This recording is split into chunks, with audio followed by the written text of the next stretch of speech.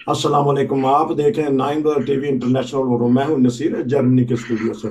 नाजरीन, ये गुज़श्ता 10 दिनों में पाकिस्तान में कुछ ऐसी खबरें आई हैं, अफवाज पाकिस्तान में कुछ तब्दीलियां की गई हैं। इसी तरह बहुत सारी तीन चार मशहूर शख्सियात की वफात भी हुई है। उमर शरीफ हैं, और कल डॉक्टर अब्दुल कदीर का, और सरदार सिकंदर हयात जो आज़ाद कश्मीर के सदर भी रहे हैं और वज़ीर आज़म भी रहे हैं। इसी तरह बैन अवी तौर पर चंद एक खबरें हैं, क्योंकि 10 दिन हमने तकरीबन वक्फा किया है। कुछ यहाँ निजी मसरूफियात थी खान साहब की, और कुछ दूसरे मामला थे।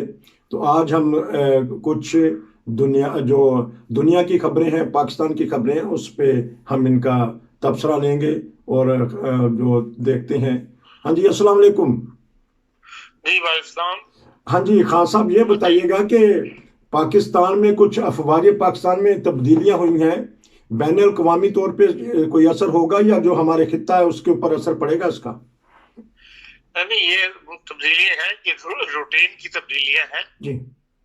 और सिवाय एक तब्दीली के जो अदा का मसला बन गई जी।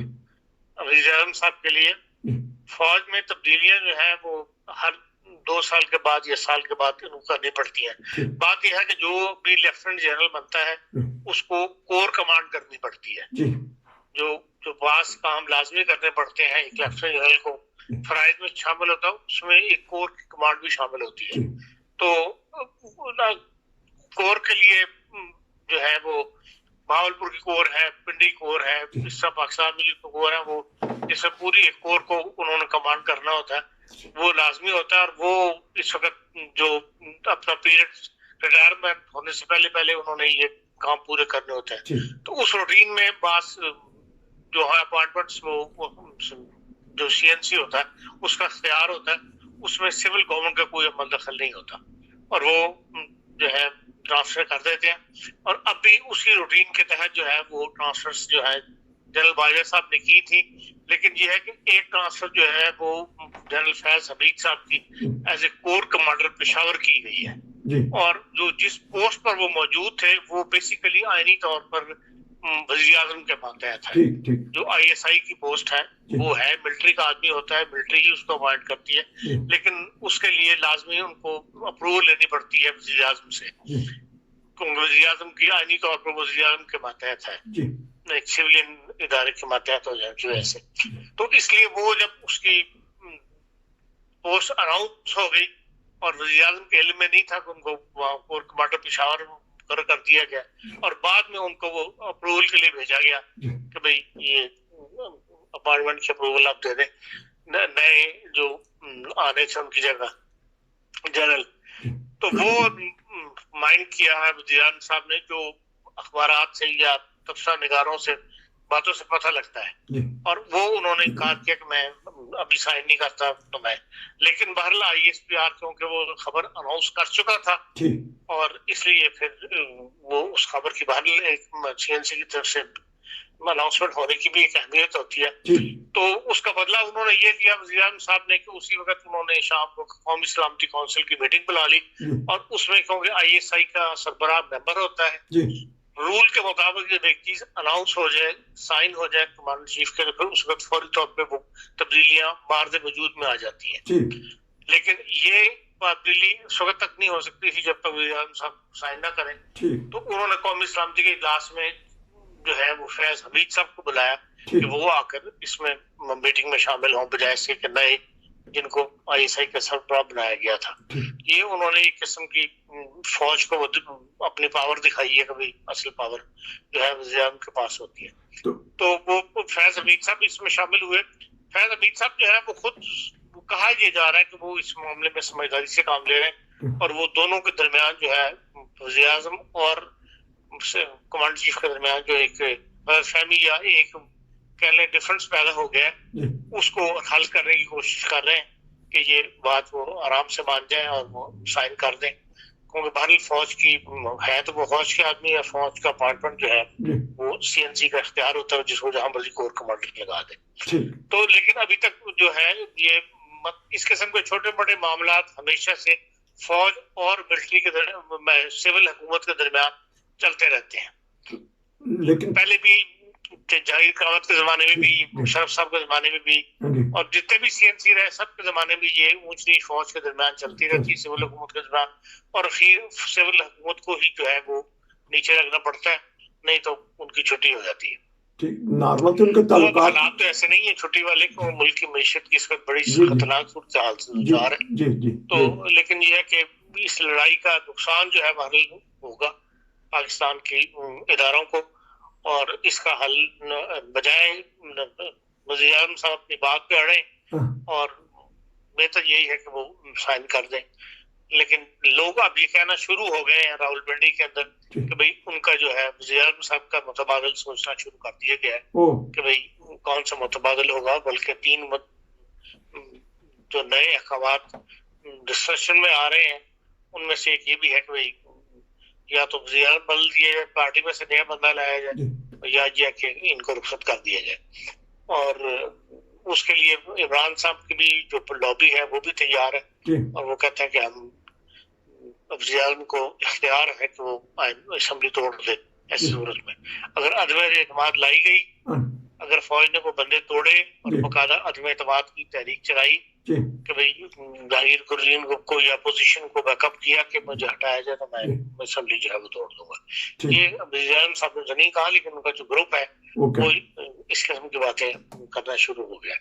लेकिन बहरहाल ये जो तब्दीली थी ये एक रूटीन की तब्दीली है जिसको मसला बना लिया गया, क्योंकि फैज हमीद साहब ने अपने नंबर के लिहाज से वो अगले 2 साल के बाद सबसे सीनियर जनरल होंगे जी। तो वो जिस सीनियर जनरल ऐसा जिसने कोर ना की हो, कोर कमांड ना की भी हो, उसके लाजमी है कि उसको कोर कमांडर है, तभी उसका नाम जो है बतौर सीएनसी के पेश हो सकता है।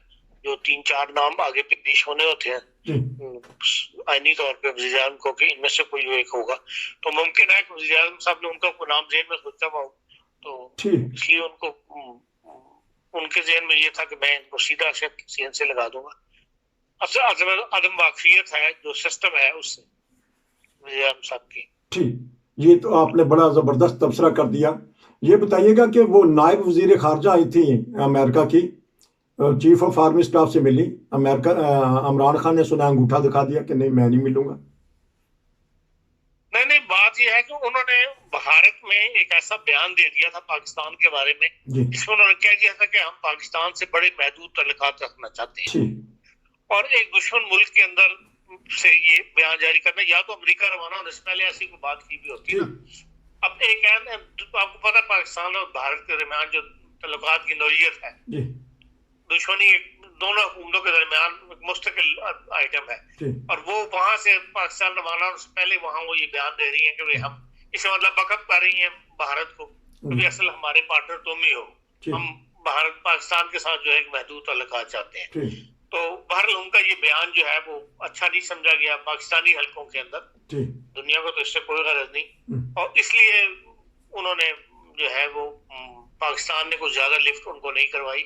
लेकिन बहरहाल उनकी जनरल बाजवा साहब से मुलाकात तो हुई है, और असल फैसले वही हो रहे हैं इस वक्त रावलपिंडी में।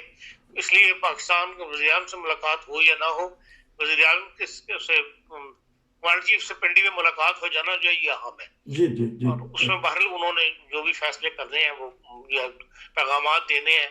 अब फैसले तो हालात ऐसे लगन पर चल चुके हैं अमेरिका के साथ कि अमेरिका सिर्फ फैसले सुनाता है अपने, कोई बात डिस्कशन में नहीं आती।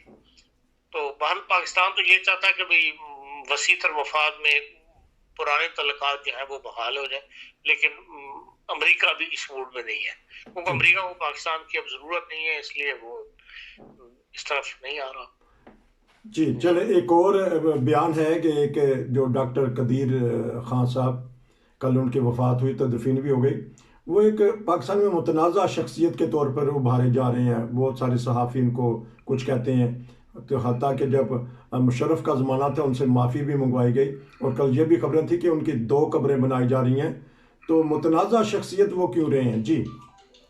मुतनाज़ा शख्सियत अपने सियासत में आने की वजह से है। ठीक, एक तो उन्होंने ये बात अपनी जगह दुरुस्त है कि उन्होंने ऐसे वक्त में पाकिस्तान को एटम कोशिश शुरू कर दी, या एटम बनाने का जो प्रोसीजर है उसके लिए अपने आप को हॉलैंड छोड़ के वो पाकिस्तान आ गए जी और उन्होंने उसके बाद वो एटम बम बना के दिखा दिया। जी लेकिन अब उसके बाद उन्होंने उसको बेचना शुरू कर दिया, जी जो कि एक गैर मतलब संजीदा बात थी। जी जी एक साइंसदान का ये काम नहीं है कि वो उससे पैसा बनाए जी या एक हीरो बनने के लिए। असल में तो उनका दिमाग इस तरफ चल पड़ा था कि वो एक इस्लामिक दुनिया का हीरो बनना चाहते थे, जी इसलिए उन्होंने लीबिया को भी ऑफर दी।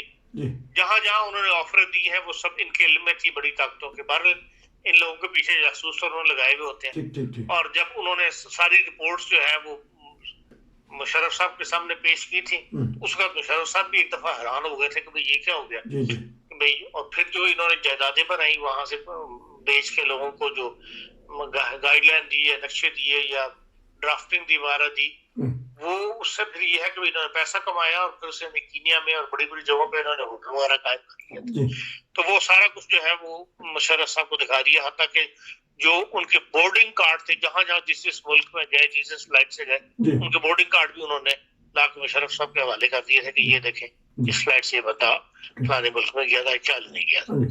तो वो सारी जब बातें खुली तो फिर मुशर्रफ साहब वो तो चाहते थे अमेरिका वाले कि इनको हवाले किया जाए हमारे, लेकिन बहरहाल मुशर्रफ साहब ने हवाले नहीं किया। और लेकिन ये इन पे इस किस्म की पाबंदियां लगा दी, इनको रिटायर कर दिया गया सर्विस से, घर बिठा दिया गया। तो और इनकी कड़ी निगरानी शुरू हो गई, वो जो उनको चुभती थी, और वो फिर उन्होंने उल्टी सादी बातें करनी शुरू कर दी। फिर उन्होंने सियासत में हिस्सा लेना शुरू कर दिया, एक पार्टी बना ली अपनी।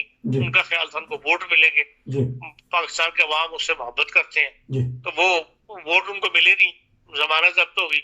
तो उस पर फिर उन्होंने बड़ा सख्त बयान दिया था पाकिस्तान के अवाम के खिलाफ कि इस मुल्क के अंदर जो है लोग जो है नवाज शरीफ और उन्हीं को वोट देते हैं और उन्हीं का वो है, तो अब मैंने गलती की, इस मुल्क में वापस आ गए। फिर सुहेल वड़ैच साहब ने इनसे इंटरव्यू किया था, उसके अंदर उन्होंने सवाल उनसे ये किया था कि मुल्क के अंदर बहुत सख्त बिजली का बहरान है, तो आपको न्यूक्लियर कोई शॉर्ट रास्ता नहीं बता सकते कि भाई जिससे बिजली पैदा हो जाए। उनका जवाब ये था कि नहीं, मैं इस मुल्क को कुछ नहीं बताऊंगा, जो मैंने बताया उसकी जो कदर की, जो इन्होंने मेरी जो बेकदरी की है, मैं इस मुल्क को कुछ बताने के लिए तैयार नहीं हूँ, इस किस्म की बातें। तो उससे उन्होंने ये भी पूछा सुहेल वड़ैच साहब ने कि क्या आपको कभी किसी बात पे अफसोस है, अपनी जिंदगी में कोई ऐसा काम आपने किया जिसपे आपको, तो उनका कि हाँ, इस बात पे अफसोस है कि इस मुल्क में मैं क्यों वापस आके मैंने इस मुल्क की खिदमत की। तो ऐसा आदमी ज़ाहिर है उन्होंने खुद अपने बयानात की वजह से अपने आप को मुतनाज़ बना लिया था, और उस वजह से जो ये अंसर जो उनके सपोर्टर थे वो चाहते थे इनको ज़ियाउल्लाह के बराबर में दफन किया जाए फैसल मस्जिद के बने। और लेकिन बहरहाल जब एक बंदा मुतनाज़ हो तो फिर उनके जो दूसरी नासिर है ये पाकिस्तान के, जिसमें मैं समझता हूँ फौज भी शामिल थी, उन्होंने इसको पसंद नहीं किया कि मैं आप इनको वहाँ फैसल मस्जिद में दफनाया जाए, बल्कि आम कब्रिस्तान में जैसे है उससे दफनाया जाए। तो इसलिए वो जो कब्र 2 खोदी गई थी, वो शेख रशीद साहब को आदत है बहुत ज्यादा बोलने की, बहुत ज्यादा अपने आप को सामने ला के बात करने की। तो उन्होंने ये बयान दिया था कि 2 कब्रें खोदी जा रही हैं, उनकी यकीनन ख्वाहिश होगी कि भाई इनको वहां दफना दिया जाए, क्योंकि उन्हीं के ज़हन के आदमी थे, उन्हीं की पार्टी के आदमी थे, दाव लग के जिसे कहते हैं चमचे। तो इस वजह से ये बयान आ गया। लेकिन अब ये है कि मामला को आहिस्ता आहिस्ता 2-4 दिन में ठप जाएगा। उन्हें जहाँ दफनाया जाना था वहाँ दफना दिया गया। तो क्योंकि एक साइंसदान थे तो उनको हीरो बनने का, अब दुनिया को चाहती कि वो हीरो बनते, लेकिन उन्होंने दूसरा एक तरीका अख्तियार किया, आप ये बता रहे हैं। और ये जो मुशर्रफ का ज़माना है उसमें उन्होंने सारी चीज़ें सामने रखी। और एक बहुत बड़ी प्यारी शख्सियत सरदार सिकंदर हयात आज़ाद कश्मीर के, जो उन्होंने बड़ी, हाँ जी, सरदार साहब बेचारे फौत हो गए, लेकिन बाहर जाना सबने है, उन्होंने भी की जिंदगी अपनी लेकर आए हुए जितनी मुद्दत के लिए। सरदार साहब के साथ ये था कि ये जो पुराना ग्रुप था आजादी कश्मीर के लिहाज से, उसमें ये आखिरी लोगों में से थे। सरदार कयूम थे, सरदार खुर्शीद थे, और अब ये भी आखिरी उन लोगों में से थे, और ये भी अल्लाह को प्यारे हो गए। बहरहाल ये लोग थे जिन्होंने सही तहरीक चलाई, तहरीक का साथ दिया, और अपनी सियासत को कश्मीर तक ही ज्यादातर महदूद रखा। जो उस जमाने में जब ये सरदार कयूम साहब इधर शिफ्ट कर गए थे قومی اتحاد جو بنا تھا جی اس میں ان کو بھی اس وقت ان کے ساتھ یہ بھی اداسوں وغیرہ میں شریک ہوتے رہے تھے، لیکن کبھی انہوں نے اتنی زیادہ بیان بازی پنجاب کی سازش میں نہیں کی تھی، جی اپنے آپ کو کشمیر کی سازش تک محدود رکھا، جی اور لیکن بہرحال عزت کمائی اور وزیران بھی بنے اور صدر بھی بنے، لیکن ان پہ ایک یہ ضرور الزام لگتا رہا ہے کہ یہ اپنے علاقے کے لوگوں کو یا اپنے جو قریب کے ساتھی تھے ان لوگوں کو بہت زیادہ سپورٹ کیا کرتے تھے۔ اس میں کیا حقیقت ہے یہ تو ہم یہاں سے بیٹھ کے نہیں فیصلہ کر سکتے، لیکن یہ ان پر ہمیشہ ایک الزام لگا کرتا تھا جب یہ اقتدار میں تھے۔ لیکن بہرحال شریف النفس آدمی تھے، جی شریف آدمی تھے لیکن دبنگ آدمی تھے۔ زبردست، شریف آدمی تھے، دبنگ آدمی تھے۔ ناظرین یہ تھا آج بین الاقوامی طور پہ جو خبریں ہیں اس کے اوپر تبصرہ۔ خان صاحب آپ کا بہت شکریہ، انشاءاللہ پھر ملیں گے نصیر کو